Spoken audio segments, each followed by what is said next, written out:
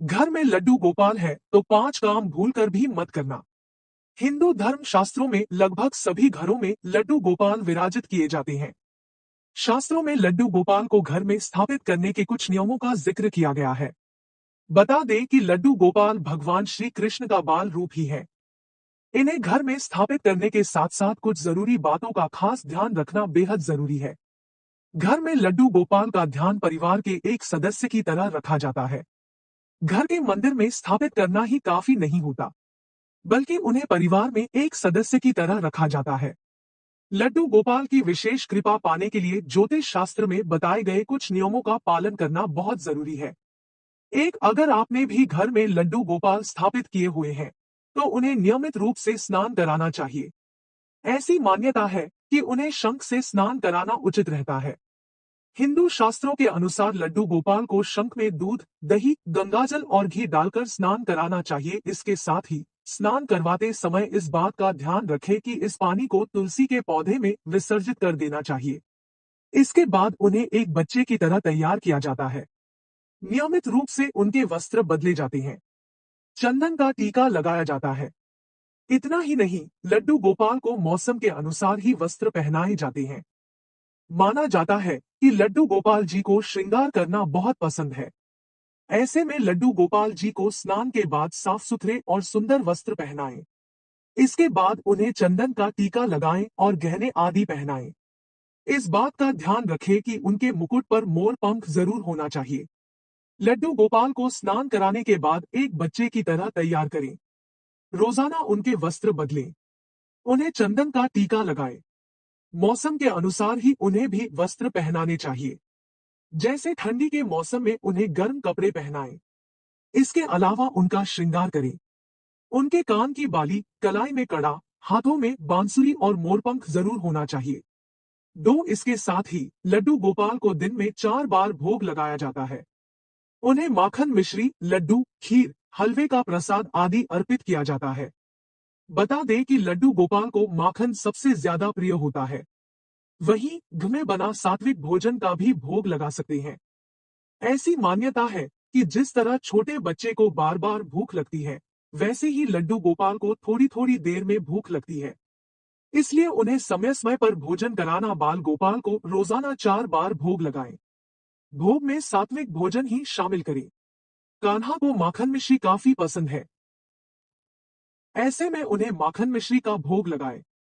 इसके अलावा बूंदी के लड्डू, खीर और हलवे का भी भोग लगा सकते हैं। आप चाहें तो घर में पकने वाला सात्विक भोजन का भी प्रसाद चढ़ा सकते हैं। माना जाता है कि जिस तरह छोटे बच्चों को बार बार भूख लगती है, वैसे ही लड्डू गोपाल जी को भी भूख लगती है। इसलिए उन्हें समय समय पर भोजन कराना चाहिए। लड्डू गोपाल जी की सेवा एक बच्चे की तरह ही की जाती है। जिस तरह आप अपने घर में छोटे बच्चों को अकेला नहीं छोड़ते, ठीक उसी तरह लड्डू गोपाल जी को भी घर में अकेला नहीं छोड़ना चाहिए। इसका कारण यह माना जाता है कि जिस तरह एक बच्चा अकेले में डर जाता है, उसी तरह लड्डू गोपाल को भी डर लग सकता है। ऐसे में यदि आप कहीं बाहर जा रहे हैं, तो लड्डू गोपाल को अपने साथ लेकर जाएं। ज्योतिष शास्त्र के अनुसार बाल गोपाल को घर का सबसे छोटा सदस्य माना गया है। अगर घर में बाल गोपाल की स्थापना की है, तो समझ ले कि घर में किसी नन्हे बालक को रखा है। इसलिए उनका ख्याल छोटे बच्चे की तरह रखा जाता है। शास्त्रों के अनुसार लड्डू गोपाल को कभी भी घर में अकेला नहीं छोड़ना चाहिए। ऐसे में आप जब भी घर से बाहर जाएं, तो उन्हें साथ लेकर जाएं। बाल गोपाल घर के सबसे छोटे सदस्य माने जाते हैं। बाल गोपाल का होना मतलब किसी नन्हे बालक को घर में रखना है। अगर आप लंबे समय के लिए कहीं जा रहे हैं, तो उन्हें साथ लेकर जाएं। अगर संभव ना हो तो पड़ोसी या रिश्तेदार को घर की चाबी और लड्डू गोपाल की जिम्मेदारी देकर जाएं। आरती के बाद लड्डू गोपाल को अपने हाथों से भोग लगाएं। इसके बाद लोरी गाते हुए झूला झुलाएं। झूले में लगे पर्दे को बंद करना ना भूलें। रात को बाल गोपाल को सुलाने के बाद ही सोएं। लड्डू गोपाल को घर में लाने के लिए वैसे तो कोई शुभ मुहूर्त नहीं होता है, लेकिन अधिकतर लोग जन्माष्टमी के दिन इन्हें अपने घर में लाते हैं। इसके साथ ही ऐसा नहीं है कि इस दिन के अलावा आप लड्डू गोपाल को आप घर में नहीं ला सकते हैं, बल्कि आपका जिस दिन मन करे, उसी दिन आप लड्डू गोपाल को घर में ला सकते हैं। लेकिन ध्यान रखें कि जब भी आप लड्डू गोपाल को घर में लाएं तो पूरी प्राण प्रतिष्ठा के साथ उनकी स्थापना करें। जब जब लड्डू गोपाल को भोग लगाएं, तब तब उनकी आरती भी जरूर करें। भगवान श्री कृष्ण की आरती के साथ ही आपको धूप बत्ती भी जरूर जलानी चाहिए। भगवान श्री कृष्ण को बेले के फूल और केला अति प्रिय है। आरती करते वक्त आप लड्डू गोपाल को यह चीजें जरूर अर्पित करें। इसके साथ ही लड्डू गोपाल के पास श्री राधा रानी की प्रतिमा जरूर रखें और उनकी भी आरती करें। दिन में 4 बार लड्डू गोपाल की आरती करना अनिवार्य है। जब आप बाजार जाएं तो जैसे अपनों बच्चों के लिए खिलौने लाते हैं, वैसे ही लड्डू गोपाल जी के लिए भी नए नए खिलौने लेकर आएं और समय निकालकर स्वयं भी उनके साथ खेलें। हो सके तो लड्डू गोपाल जी को अपने साथ समय समय पर घुमाने भी लेकर जाएं। 4 लड्डू गोपाल को जब भी भोग लगाएं, तभी उनकी आरती की जाती है। दिन में 3 बार लड्डू गोपाल की आरती करना अनिवार्य माना गया है। इसके साथ ही घर में जो भी साथ में खाना बनता है, उनका सबसे पहले भोग लड्डू गोपाल को ही लगाएं। हमेशा एक पानी का गिलास इनके पास रखें, साथ ही कान्हा के खाने में तुलसी का पत्ता जरूर रखें। घर में कोई भी खाने की चीज आए तो सबसे पहले लड्डू गोपाल को ही भोग लगाएं। इसका कारण यह है कि लड्डू गोपाल आपके घर के सदस्य होते हैं। साथ ही यह भी ध्यान रखें कि उस चीज में प्याज लहसुन आदि नहीं हो। इसके पश्चात रात के समय कान्हा को सुलाएं और सुबह फिर से वही प्रक्रिया करें। लड्डू गोपाल को कभी भी जूठे हाथों से नहीं छुएं और न ही किसी को छूने दें। कारण यह है कि ऐसा करना अच्छा नहीं माना जाता है। ध्यान रहे कि पूजा के बाद माफी जरूर मांगे, क्योंकि यदि कोई गलती हो भी गई होगी तो कान्हा उसे माफ कर दे। अगर आप लड्डू गोपाल की मूर्तियां घर के मंदिर में रखती है, तो एक मूर्ति रखना सबसे अच्छा विकल्प है। दरअसल हम एक मूर्ति के सेवा पूरे नियमों से कर सकते हैं और उन्हें भोग में भी उनकी पसंद की सामग्री चढ़ा सकते हैं। अगर हम लड्डू गोपाल को कृष्ण के बाल रूप में पूजते हैं, तो एक मूर्ति ही रखनी चाहिए और उनका नियमित श्रृंगार करना चाहिए। इससे घर की सुख समृद्धि बनी रहती है।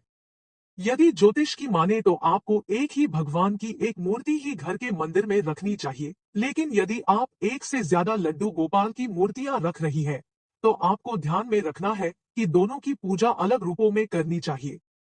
इसका मतलब यह है कि एक मूर्ति की पूजा बाल कृष्ण और दूसरी मूर्ति की पूजा बाल बलराम के रूप में करें। इससे आपको पूजा का पूर्ण फल मिलता है और घर में समृद्धि बनी रहती है। लड्डू गोपाल की मूर्ति आपको बहुत ज्यादा बड़ी नहीं रखनी चाहिए। आप अपने अंगूठे के आकार की या 3 इंच तक की मूर्ति रखें तो ज्यादा शुभ है। इससे बड़ी किसी भी मूर्ति की पूजा या स्थापना घर के मंदिर में न करें। इससे बड़ी मूर्तियों की पूजा मंदिर में पुजारी के द्वारा ही करने की सलाह दी जाती है। 5 ज्योतिष शास्त्र के अनुसार आरती के बाद लड्डू गोपाल को अपने हाथों से भोग लगाएं और लोरी गाते हुए झूला झुलाएं। इस समय झूले में लगे पर्दे को बंद करना बिल्कुल न भूलें। इसके साथ ही रात को बाल गोपाल को सुलाने के बाद ही सोएं। इससे भगवान प्रसन्न होते हैं और घर पर उनकी कृपा बनी रहती है। यदि आप किसी भी महीने की एकादशी तिथि के दिन लड्डू गोपाल की नई मूर्ति घर में लाती है, तो ये आपके लिए बहुत शुभ होता है। एकादशी का दिन भगवान विष्णु को समर्पित होता है और यदि आप इस दिन लड्डू गोपाल को घर में लाती है और इनकी पूजा करती है, तो विष्णु पूजन का पूर्ण फल मिलता है। इस दिन लड्डू गोपाल को घर लाने से सौभाग्य और समृद्धि की प्राप्ति होती है। हिंदू कैलेंडर के अनुसार पूर्णिमा की तिथि को बहुत शुभ माना जाता है। इस दिन कई लोग व्रत उपवास करते हैं और सत्यनारायण की कथा का पाठ करते हैं। यदि आप इस तिथि में घर में लड्डू गोपाल को स्थापित करके इनकी पूजा करती है, तो आपकी समस्त मनोकामनाओं की पूर्ति हो सकती है। इस दिन लड्डू गोपाल को घर लाना आपके जीवन के लिए खुशी और आनंद लेकर आता है। सावन का महीना हिंदू कैलेंडर में 5वां महीना होता है। इस पूरे महीने में भगवान शिव की पूजा होती है और संसार की देखरेख का जिम्मा शिव जी के हाथों में ही होता है। यदि आप इस महीने लड्डू गोपाल को घर लाती है, तो आपके ऊपर सदैव शिव और विष्णु दोनों की कृपा दृष्टि बनी रहती है।